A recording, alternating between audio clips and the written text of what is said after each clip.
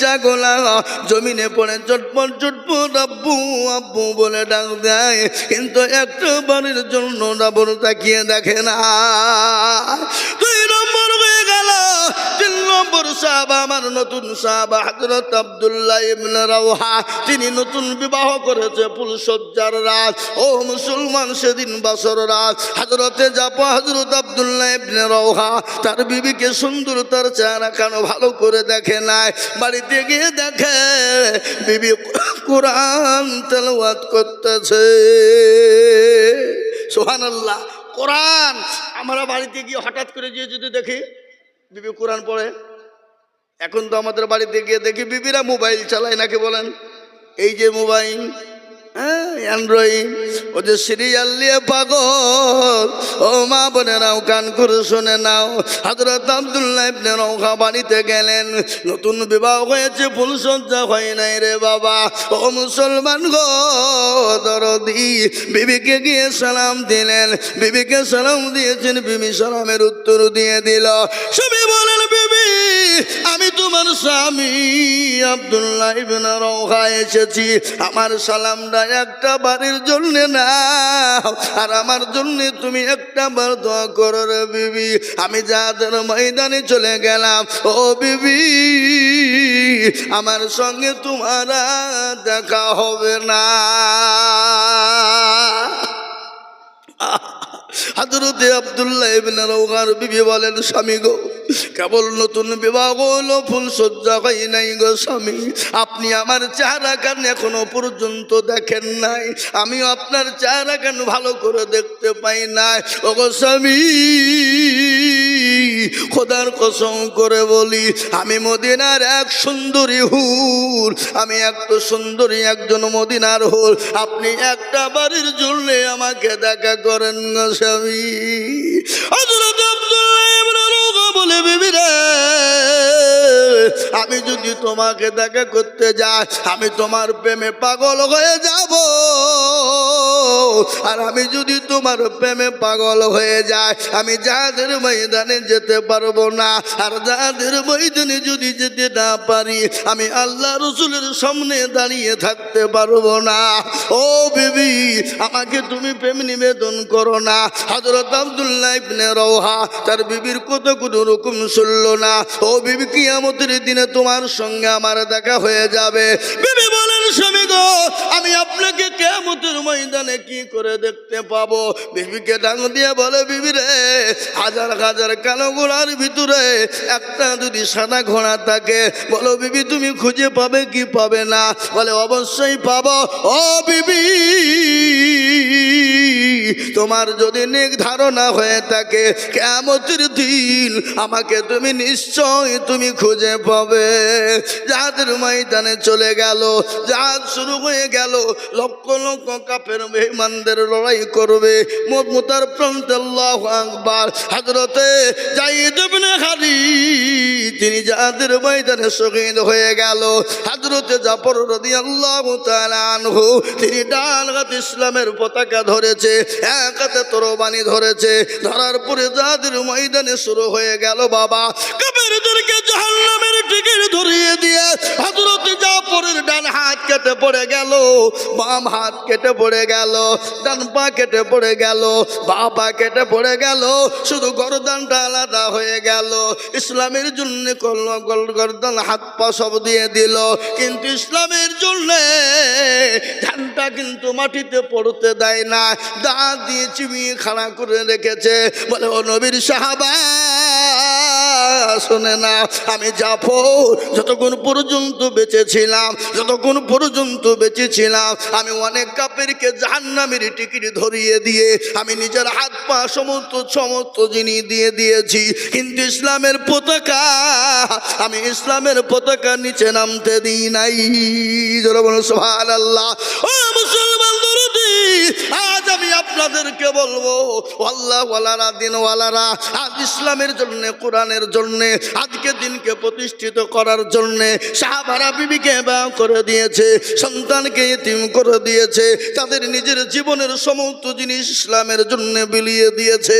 আজ আমি বলবো বাপরে, আজ আমাদেরকে রক্ত দিতে হবে না, আজকে বিবিকে বিবাহ করে দিতে হবে না, আজকে সন্তানকে ইতিম করতে হবে না।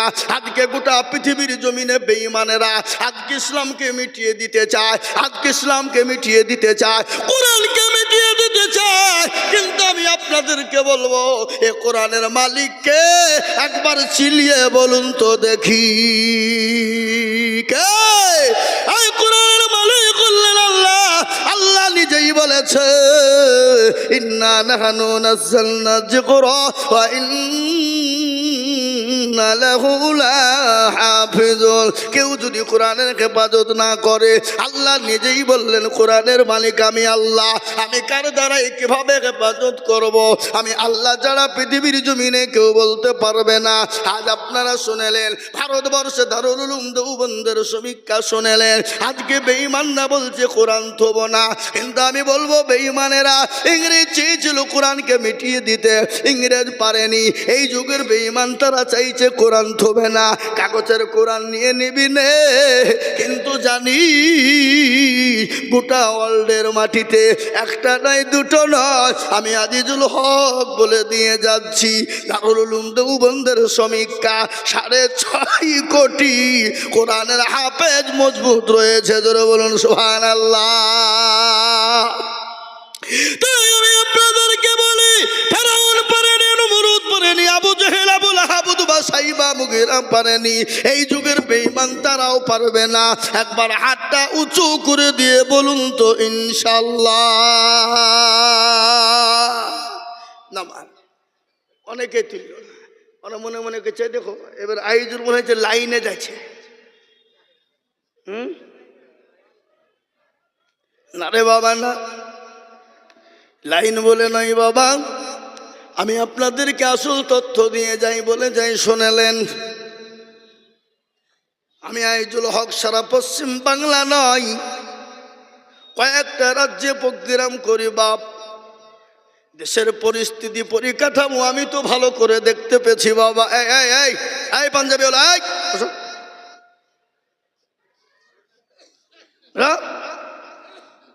জাল লাগছে নাকি? মুখ খুলো। এই যে মুখ ঢেকে ঘুরে বেড়েছে সব গোলমেলিয়ে মাল, দেখবেন যারা ওই মুখ ঢেকে ঘুরে বেড়েছে মনে হচ্ছে এখনো করোনা আছে। ও করোনার নাম করে যে কত করোনা করছে আল্লাহ জানে। কি বুঝছেন আপনারা? বুঝতে পারলেন আমার কথাটা? হ্যাঁ মুসলমান, তাই আমি আপনাদেরকে বলি বাপরে, আজকে মুসলমান শুনে নেন, যদি মুসলমানদের কাছ থেকে খোদানা খাস্তা কোরআন চলে যায়, খোদানা খাস্তা যদি মুসলমানদের কাছ থেকে মাদ্রাসা বন্ধ হয়ে যায়, খোদানা খাস্তা যদি মুসলমানদের কাছ থেকে মসজিদ চলে যায়, মুসলমানের কোনো অস্তিত্ব থাকবে না, মুসলমানের অস্তিত্ব থাকবে না। মুসলমান দুনিয়ার জমিনে বেঁচে থাকার কোনো তার লাভ হবে না, তার গাড়ি বাড়ি টাকা পয়সা সম্পদে কোনো কাজ হবে না। কিন্তু আমি আর একবার আপনাদেরকে বলবো বাবা, হাজারো চেষ্টা বেঈমান না করুক না কেন, ইসলাম কোরআনকে মিটিয়ে দিতে পারবে না। তার একবার সবাই মিলে হাত তুলে বলবো ইনশাল্লাহ পারবে না। এ মজলিসে আছে যত মুজাহিদ বীর, উচ্চ কণ্ঠে হাত তুলে বলি নারাই তুবীর।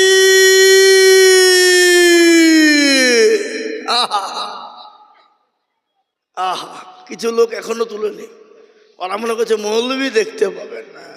বুঝা যারে বোঝায় না রে তারে বোঝাই কে, আর না বুঝা যে করে তাকে ভূতে ধরে আছে, ঠিক না? মুসলমান বুঝু বোঝে না যারা, তাদের বোঝাই কে? কিন্তু কান করে শোনেনি। যারা তুলে দিল তারা জিতে গেল, যারা তুললো না তারা হেরে গেল বাবা। ও মনে করবে মৌলবি দেখতে পাবে না, ওরা মনে করবে মৌলবি দেখতে পাবে না। কিন্তু মৌলবির সাথে তো সাথ নাই, যেটা দেখে সেটাকে, যেটা কেউ জানে না সেটা জানেন কে, যেটা কেউ বুঝে না সেটা বুঝেন কে? সবাই বলে আমি ভালো, আমি জানি কি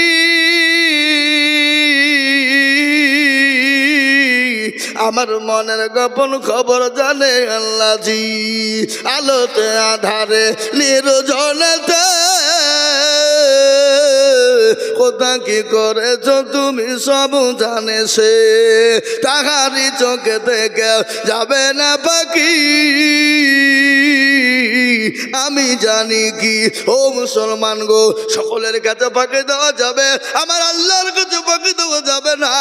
আজকে কোরআনের কথা শুনতে মন চাই না, কিন্তু একটা ঘটনা আমার মনে হয়ে গেল রে বাবা, না বলেও থাকতে পারি না। আবু জেহেল কিন্তু দিনের বেলায় কোরআনের দুশমনি করত, দিনের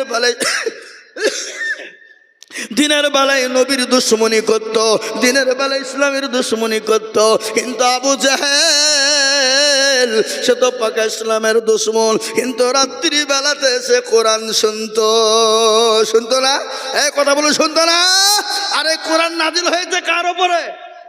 একটু চিলিয়ে বলুন তো, কার উপরে? জানেন না কার উপর? কেউ জানে কিন্তু ভয়ে বলছে না, যদি বাইচান ভুলিয়ে যায় ওটা মানিজ্যতর ব্যাপার নাকি? হ্যাঁ, এ মুসলমান, এ কোরআন তো নাজিল হলো নবীর উপরে। এই কোরআন যদি নবীর উপর অবতীর্ণ না হতো, পাহাড় পর্বতের উপর অবতীর্ণ হয়ে যেত, পাহাড় পর্বত গুলো তুলুর মতন গুঁড়ো গুঁড়ো হয়ে যেত, তুলুর মতন হাওয়ার দিকে উঠতে থাকতো। কিন্তু যার উপর দেখবেন যারা কোরআন পড়ে ভালো কারি, ভালো হাফেজ সাহেব, কারি আব্দুর রহমান ইবনে সুদাইস, যখন তারা নামাজ পড়ে মনে হয় সারা রাত্রি বসে বসে শুনি।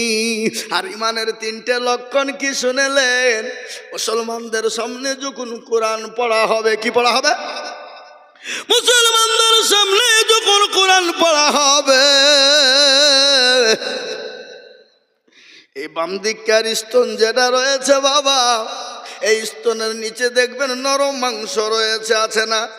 এই কথা বলেন। এই মাংসটা তত্তন করে কাঁপবে।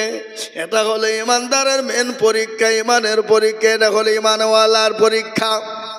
2 নম্বর, যদি ওটা না কাঁপে, মুসলমানের সামনে যখন কোরআন পড়া হবে, মুসলমানের গায়ের লোমগুলো একটা একটা করে খাড়া হয়ে যাবে।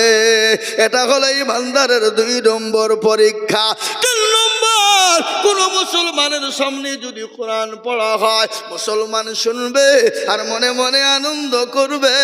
এটা হলো 3 নম্বরের ইমানের পরীক্ষা রে বাবা। আর এর পরেও যদি না হয়, জেনে নিতে হবে তার ইমানে বড় দুর্বল আছে, ইমানে বড় ঘাটতি আছে। আজকে বড় বড় কারি সাহেবরা যখন কোরআন পড়ে জানটা জুড়িয়ে যায়। একটা ঘটনা আমার মনে হয়ে গেল, ইংল্যান্ডের মাটিতে রে বাবা যখন প্রতিযোগিতা হয়েছিল। কি প্রতিযোগিতা হয়েছিল শুনলেন? ইংল্যান্ডের মাটিতে সেই সময় যত ধর্মের মানুষ ছিল, প্রত্যেকটা ধর্মের মানুষকে ডাকা হয়েছিল। আর প্রত্যেকটা ধর্মের মানুষকে তার কিতাব থেকে তাদেরকে শোনানো হতো, বাইবেল শোনানো হতো, ত্রিপিটক শোনানো হতো। ও মুসলমান গো, যত ধর্ম রয়েছে সমস্ত ধর্ম হাজির। শুনলেন? এটা মারাত্মক ঘটনা। সমস্ত ধর্মের মানুষ জমা। কিন্তু সেখানে তো একজন জাজমেন্টের প্রয়োজন আছে না নাই? জোরে বলুন। জাজমেন্ট নাই? দেখবেন আমাদের দেশে আজকাল জালসাতে প্রতিযোগিতা হয়, কুইজ হয় না? কুইজ হয় না? প্রতিযোগিতা, কুইজ। সেরকম একজন জাজমেন্ট থাকে। আজকে যেমন এই জালসার সভাপতি আমাদের মৌলানা এখানে বসে আছে, মৌলানা হুজুর, হ্যাঁ তাই তো নাকি? হ্যাঁ, সভাপতি সাহেব যিনি একজন জাজমেন্ট। কিন্তু ইংল্যান্ডের মাটিতে একজন জাজমেন্ট হয়েছিল, খ্রিস্টানদের ঘরের ছেলে। শুনেলেন ভালো করে? এবং প্রত্যেকটা ধর্মের মানুষকে তাদের কিতাব থেকে 10 মিনিট করে পড়তে বলা হয়েছিল। ক মিনিট? যেটা বলুন। 10 মিনিট করে প্রতিটি ধর্মের মানুষকে পড়তে বলা হয়েছিল।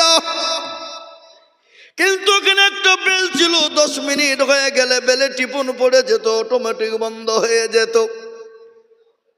কিন্তু মুসলমান গো, বুদ্ধ ধর্মকে বলা হলো শোনাও, হিন্দু ধর্মকে বলা হলো শোনাও, ও মুসলমান খ্রিস্টান ধর্মকে বলা হলো শোনাও। প্রত্যেকটা ধর্মকে একটা একটা করে শোনাতে বলা হলো, কিন্তু 10 মিনিট হয়ে যায় আর সুইচে অটোমেটিক চাপ পড়ে যায়। কিন্তু লাট বেলাতে যিনি শোনাইবেন তিনি কে জানে? তিনার নাম হলো কারি বাসিদ। মিশরের কারি বাসিদকে বলা হলো, কারি বাসিদ গো তুমি কোরআন শোনা, তোমাকে 10 মিনিট টাইম দেওয়া হলো। কারি বাসিদকে জাজমেন্ট যখন 10 মিনিট সময় দিল রে বাবা, কারি বাসিদ এমন একটা সূরা পড়লেন যে কাল কিয়ামতের দিনে আমার আল্লাহ ওই সূরাটা নিজেই তিনি পড়বেন। জোরে বলুন সুবহানাল্লাহ। আমার আল্লাহ কাল কিয়ামতের ময়দানে হাসরের মাঠে আল্লাহ নিজে কোরআন পড়বেন, আর ওই কোরআনের মধ্যে একটা সূরা আছে, সেই সূরাটা তিনি নিজেই পড়বেন। সেই সূরাটা পড়তে শুরু করে দিল কারি বাসিদ। জাজমেন কিন্তু বসে আছে, কারি বাসির শুরু করে দিয়েছে রহমান আল্লামাল কোরআন খলাকাল ইনসান আল্লামাহুল বায়ান আশ-শামসু ওয়াল কমারু বিউসমান। এরকম করে যখন পড়তে শুরু করে দিল, ও মুসলমান গো আজকে কোরআন শুনতে মুসলমান চায় না, আজকে কোরআনের মজলিসে মুসলমান বসে না। ভালো করে শুনেলেন, ওই জাজমেন যিনি ছিলেন তিনি কোরআন শুনতে শুনতে শুনতে তিনি জ্ঞান হারা হয়ে গেল। 1 ঘন্টা পড়া পার হয়ে গেল।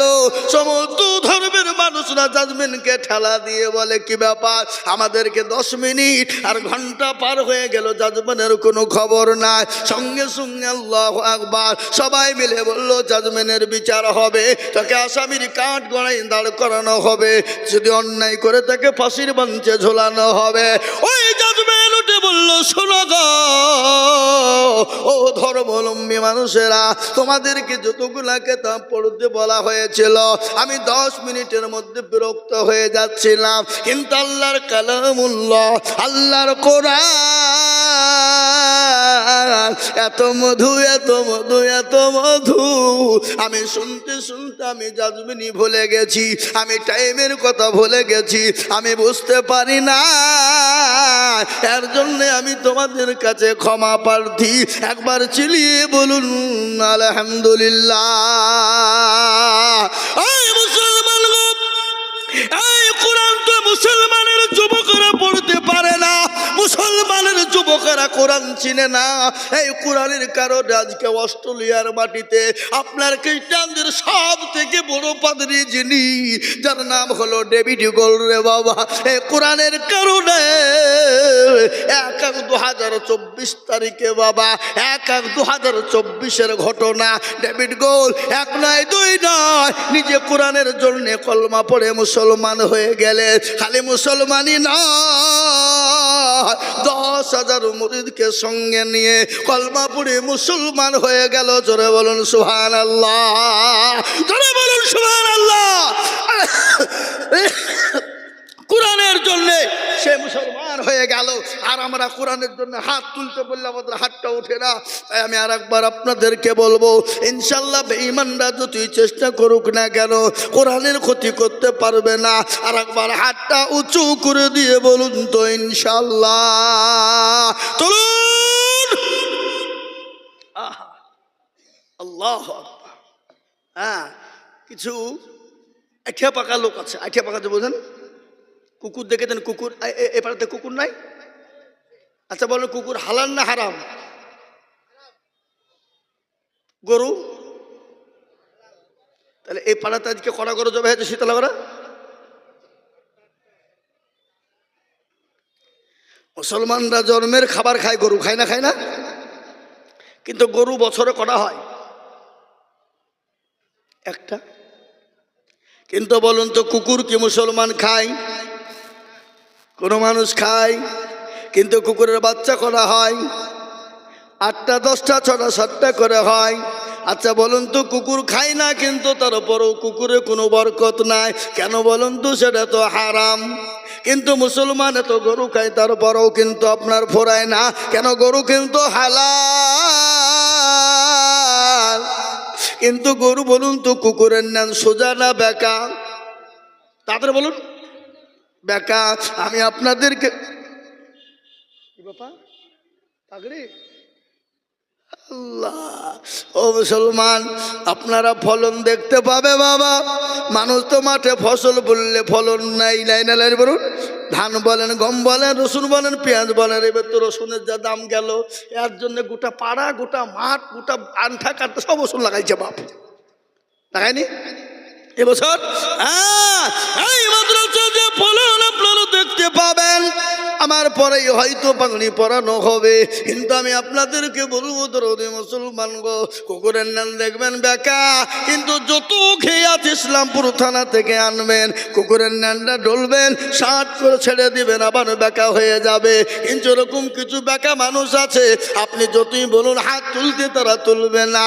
কিন্তু তারা কি জানে না, ওই দেখেন কোরআন আমার সামনে, কোরআন বলে চালিয়াও মানা কুতিমু আলা আফওয়াহিহিম ওয়া তুকাল্লিমুনা আইদিহিম ওয়া তাশহাদু আরজুলুহুম বিমা কানু ইয়াকসিবুন। কিয়ামতের দিনে জবানে তালা মেরে দেবে, হাতকে বলবে কোন কাজে ব্যয় করেছিল, হাতকে সাক্ষী দিয়ে বলবে মাবুদ গো, ওই সীতানগর মাদ্রাসার জালসা আজিজুল হক বলেছিল হাতটা তোলার জন্য, হাতটা তুলে দিয়েছিলাম, সেই দিন জাহান্নামটা হারাম হয়ে যাবে। আজ আমি আপনাদেরকে বলবো বাপরে, আসুন আমি কোরআনের জন্য একটু আপনাদের কাছে হাত পেতে দিই। আমি আজিজুল হক সারা দেশে লক্ষ লক্ষ লক্ষ লক্ষ লক্ষ লক্ষ টাকা করে বলি, আজ আমি আপনাদের কাছে কোরআনের জন্য হাত তুলবো। ওগো মাস্টার, ওগো ডাক্তার, ওগো ব্যবসায়িক, ওগো জমিদার, ওগো পয়সাওয়ালা, ওগো আল্লাহওয়ালা, বহু টাকা বহু দিকে চলে যায়, বিবি বাচ্চার পিছনে চলে যায়, ছেলে মেয়ের পিছনে চলে যায়, আত্মীয় স্বজনের পিছনে চলে যায়, ডাক্তারের পিছনে চলে যায়। আল্লাহর কোরআনকে বাঁচানো